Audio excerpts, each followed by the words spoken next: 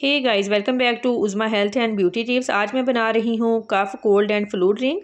ये एक ऐसी होम रेमेडी है जिसके इस्तेमाल से आपको फौरी रिलीफ मिलेगा। 2 कप पानी ऐड करेंगे। जब उबाल आने लगे, दालचीनी 2 स्टिक, 2 लौंग, 1 इंच अदरक का टुकड़ा, हल्दी हाफ टी स्पून, नमक 1 चुटकी। और इसको तब तक पकाना है जब तक पानी 1 कप ना रह जाए।